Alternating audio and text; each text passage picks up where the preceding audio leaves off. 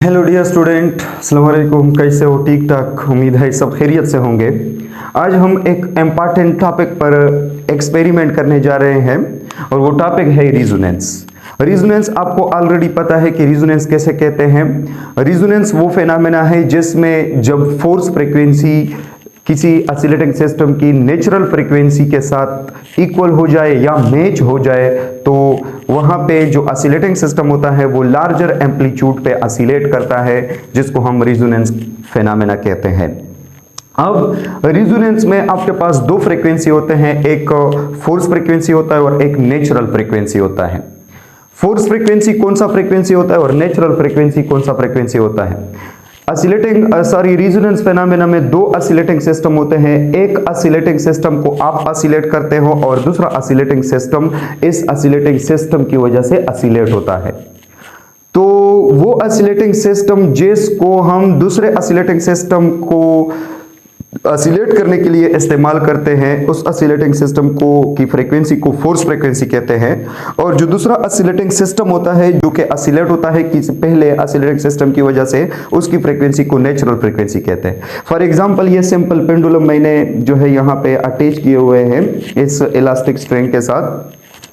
तो इस simple pendulum को मैं ऑसिलेट करूंगा तो इसकी जो फ्रीक्वेंसी होती है इसको फोर्स फ्रीक्वेंसी कहते हैं। और इस सिंपल पेंडुलम की ऑसिलेशन की वजह से ये वाला और ये दो जो ऑसिलेटिंग सिस्टम है ये ऑसिलेट होंगे, तो इन दो की जो फ्रीक्वेंसी है इनकी नेचुरल फ्रीक्वेंसी कहलाता है।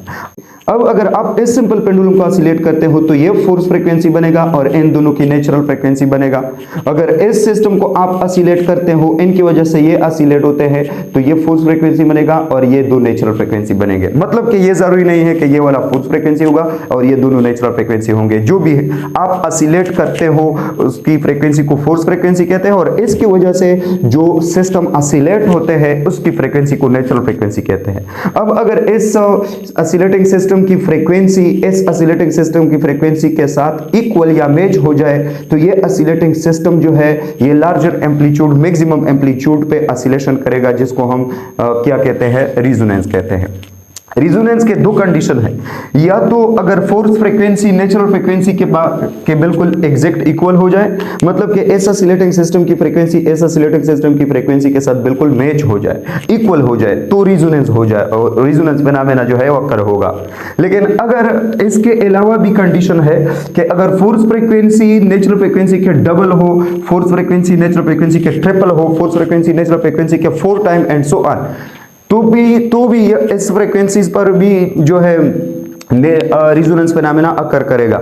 लेकिन ये जो है ये f is equal to 2f0 3f0 4f0 and so on, इसको मैचिंग कहते हैं, मैचिंग ऑफ फ्रीक्वेंसी। और f is equal to f0 इसको इक्वल कहते हैं। तो रिजोनेंस का मतलब है कि फ्रीक्वेंसी अगर फोर्स फ्रीक्वेंसी नेचुरल फ्रीक्वेंसी के इक्वल हो जाए तो भी रिजोनेंस होगा, और अगर फोर्स फ्रीक्वेंसी नेचुरल फ्रीक्वेंसी के मैच हो जाए, मैचिंग का मतलब कि 2 टाइम 3 टाइम 4 टाइम्स, तो भी रिजोनेंस होगा। लेकिन ये डिपेंड करता है ऑसिलेटिंग सिस्टम पर। बाज़ ऑसिलेटिंग सिस्टम ऐसे हैं जो कि सिर्फ और सिर्फ इसी कंडीशन पर रिजोनेंस करते हैं, और बाज़ ऑसिलेटिंग सिस्टम जो है वो इस तरह है कि ये सारे कंडीशन को ओबे करते हैं। तो वो ऑसिलेटिंग सिस्टम जो कि सिर्फ इसमें ये वाला कंडीशन हो, इसको single resonating frequency oscillating system कहते हैं। अगर वो सिस्टम जिसमें ये सब के सब कंडीशन हो, इसको मल्टीपल रिजोनेटिंग फ्रीक्वेंसी सिस्टम कहते हैं। जैसा कि ये आर्गन पाइप जो है ये मल्टीपल रिजोनेटिंग सिस्टम में आता है। इसके अलावा जो एयर कॉलम है ये मल्टीपल रिजोनेटिंग सिस्टम में जो है वो आता है, या इस तरह जो स्ट्रिंग में हम स्टैंडिंग वेव बनाते हैं वो भी मल्टीपल रिजोनेटिंग फ्रीक्वेंसी सिस्टम में आते हैं। मतलब वो सब के सब कंडीशन पर जो है वो ऑसिलेट होते हैं। लेकिन अगर आप देखें जैसा कि एमआरआई है या रेडियो है या सिंपल पेंडुलम है, ये जो ऑसिलेटिंग सिस्टम है ये सिर्फ और सिर्फ एक कंडीशन पर जो है वो रिजोनेंस करता है, और वो ये कि f is equal to f0, मतलब कि जब फोर्स फ्रीक्वेंसी और नेचुरल फ्रीक्वेंसी इक्वल हो जाए, मैचिंग पर ये जो है रिजोनेंस नहीं करता। फिलहाल हम ये वाला कंडीशन पढ़ेंगे कि when force frequency becomes equal to natural frequency, क्योंकि हम एक्सपेरिमेंट करते हैं सिंपल पेंडुलम पर। तो सिंपल पेंडुलम जो है ये सिंगल रिजोनेटिंग फ्रीक्वेंसी सिस्टम है, ये सिर्फ इस कंडीशन को ओबे करता है। तो हम इस कंडीशन वाला जो रिजोनेंस है वो यहाँ पे एक्सपेरिमेंटली जो है देखेंगे। तो रिजोनेंस का मतलब यह है कि फ्रीक्वेंसी इक्वल हो जाए या मैच हो जाए। सेकंड, मैक्सिमम एम्पलीट्यूड, मतलब कि फोर्स फ्रीक्वेंसी और नेचुरल फ्रीक्वेंसी जब इक्वल हो जाते हैं तो नेचुरल फ्रीक्वेंसी वाला जो ऑसिलेटिंग सिस्टम है वो मैक्सिमम एम्पलीट्यूड पे ऑसिलेट करेगा। और आपको पता है कि जो ऑसिलेटिंग सिस्टम की जो एनर्जी होती है वो एम्पलीट्यूड स्क्वायर के साथ डायरेक्ट होती है।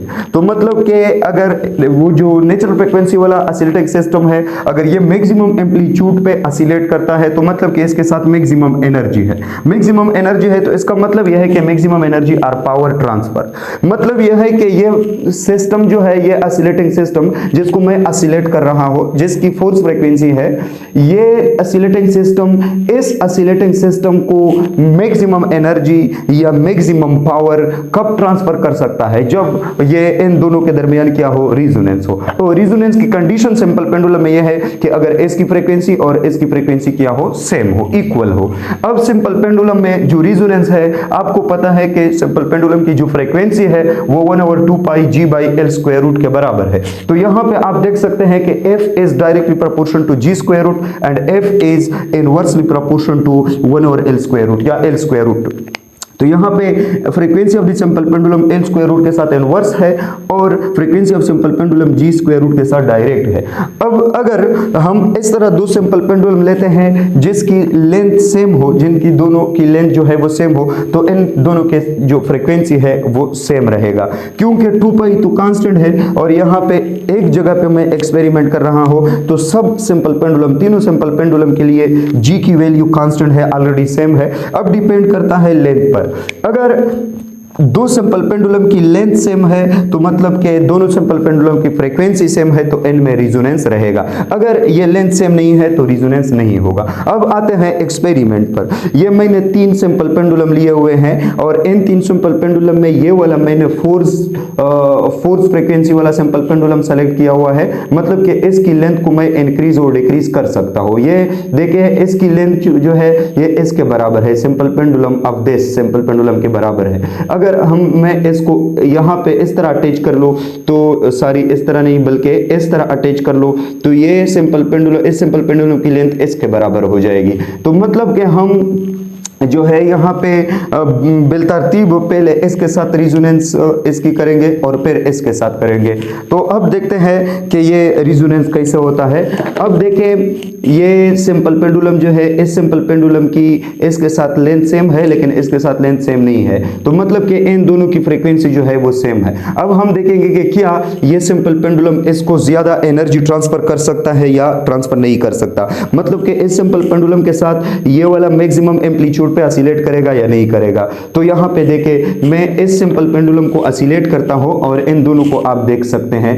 यहाँ पर देखे this is the simple pendulum, मैंने ऑसिलेट किया। अब देखे कि इसके साथ कौन सा वाला ऑसिलेट कर रहा है। तो अब देखे इनके साथ इसके साथ ये वाला जो है ये ऑसिलेट कर रहा है मैक्सिमम लार्जर एम्पलीट्यूड पर, लेकिन ये वाला ऑसिलेट नहीं कर रहा। ये क्यों? दिस इज मैजिक, ये मैजिक है, फिजिक्स जैसा बिल्कुल एक जादू है फिजिक्स। तो यहाँ पे अगर आप देखें इस सिंपल पेंडुलम को ऑसिलेट करने एक ही स्ट्रिंग के साथ मैंने कनेक्ट किए हैं, तीनों एक ही स्ट्रिंग के साथ मैंने कनेक्ट किए हैं। इसको मैंने ऑसिलेट किया और इसी ऑसिलेटिंग सिस्टम की वजह से ये सिंपल पेंडुलम ऑसिलेट हुआ और ये ऑसिलेट नहीं हो रहा। ये क्यों ऑसिलेट नहीं हो रहा? क्योंकि इन दोनों की लेंथ जो है वो सेम है और इसकी लेंथ इसके साथ डिफरेंस है, तो इनके दरमियान रिजोनेंस होता है, इनके दरमियान रिजोनेंस है, लेकिन इसके साथ ये रिजोनेंस नहीं कर रहा। तो मतलब कि ये ऑसिलेटिंग सिस्टम इसको मैक्सिमम एनर्जी कब देता है, इसको मैक्सिमम एनर्जी कब ट्रांसफर करता है, इसको मैक्सिमम एम्पलीट्यूड कब ट्रांसफर करता है, इसको मैक्सिमम पावर कब ट्रांसफर करता है, जब इस सिंपल पेंडुलम और इस सिंपल पेंडुलम की जो क्या हो लेंथ जो है वो सेम हो। क्योंकि यहाँ पे बाकी चीज़ें तो सेम है, लेकिन सिर्फ एल पर डिपेंड कर रहा है। तो अगर इन दोनों के लेंथ सेम है तो मतलब कि फ्रीक्वेंसी जो है वो सेम है। तो इसके अलावा ये कंटिन्यूसली इसको एनर्जी ट्रांसफर कर रहा है। अब इसकी एम्पलीट्यूड डिक्रीज होगा और इसकी एम्पलीट्यूड इंक्रीज होगा क्योंकि एनर्जी ट्रांसफर हो रहा है। अब इसकी एम्पलीट्यूड अगर सफिशिएंट डिक्रीज हो जाए तो फिर ये वाला जो है इसको एनर्जी ट्रांसफर करेगा। तो मतलब कि इन दोनों के दरमियान जो है एनर्जी ट्रांसफॉर्मेशन हो रहा है, और तब तक ये एनर्जी ट्रांसफॉर्मेशन रहेगा जब तक ये एनर्जी टोटली लॉस ना हो जाए। किसकी फॉर्म में?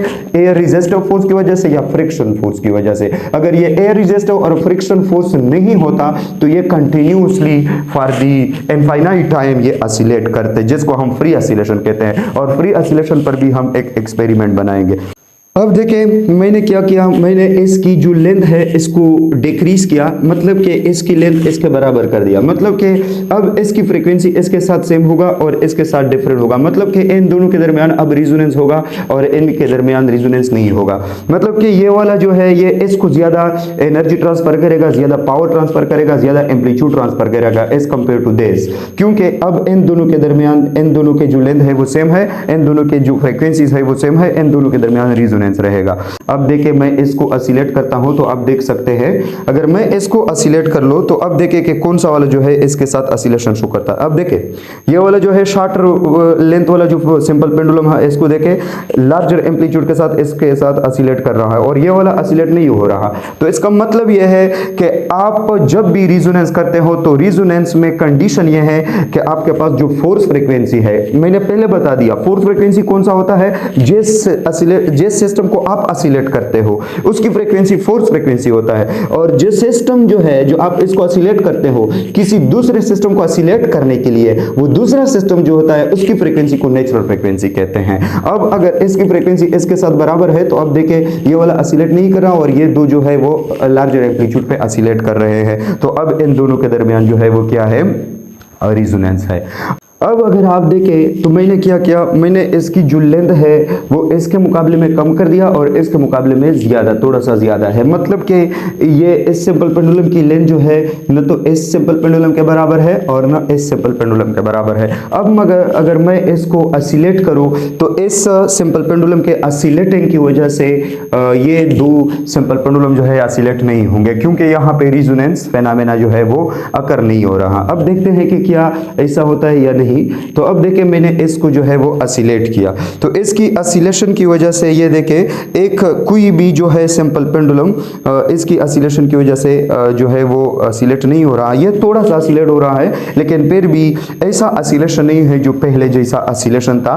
तो मतलब ये है कि अब इस ऑसिलेटिंग सिस्टम जो कि जिसकी फ्रीक्वेंसी को हम फोर्स फ्रीक्वेंसी माने हुए हैं, इसकी फ्रीक्वेंसी इन दोनों से मुख्तलिफ है। तो अगर दो सिस्टम की दो ऑसिलेटिंग सिस्टम की फ्रीक्वेंसी एक दूसरे से मुख्तलिफ हो तो उसमें रिजोनेंस नहीं रहेगा। अगर दो ऑसिलेटिंग सिस्टम की फ्रीक्वेंसी एक जैसे हो, दोनों के सेम हो, तो उसमें रिजोनेंस जो है वो अकर होगा। इस तरह ये तो सिंपल पेंडुलम वाला एक्सपेरिमेंट है। आप रेडियो सेट ट्यूनिंग रेडियो की जो एग्जांपल है, रेडियो सेट की अगर आप एग्जांपल लेते हो तो आप जो है रेडियो पर कौन सा जो है रेडियो स्टेशन सुन सकते हो, जब आपकी रेडियो सेट की जो फ्रीक्वेंसी है और रेडियो स्टेशन की जो फ्रीक्वेंसी है वो मैच हो जाए, वो इक्वल हो जाए, तो फिर आप रेडियो स्टेशन को जो है अपने रेडियो पर सुन सकते हो। अगर आप अपने रेडियो की सर्किट की जो फ्रीक्वेंसी है वो रेडियो स्टेशन की फ्रीक्वेंसी के इक्वल नहीं करते तो आप रेडियो स्टेशन को सुन नहीं सकते। तो मतलब लार्ज नंबर ऑफ एप्लीकेशन है रिजोनेंस फेनोमेना की। ये सिंपल एक्सपेरिमेंट था और ऐसे हमें पता चला कि एक ऑसिलेटिंग सिस्टम दूसरे ऑसिलेटिंग सिस्टम के साथ रिजोनेंस कब करता है, मतलब एक ऑसिलेटिंग सिस्टम दूसरे ऑसिलेटिंग सिस्टम के साथ मैक्सिमम एनर्जी कब ट्रांसफर करता है, मैक्सिमम पावर कब ट्रांसफर करता है, मैक्सिमम एम्पलीट्यूड कब ट्रांसफर करता है, जब दो ऑसिलेटिंग सिस्टम के फ्रीक्वेंसी जो है वो आपस में बराबर हो। This is the simple experiment और मैं उम्मीद करता हूं कि आप इससे बहुत कुछ सीखेंगे और आपको पसंद आएगा। Okay, thank you.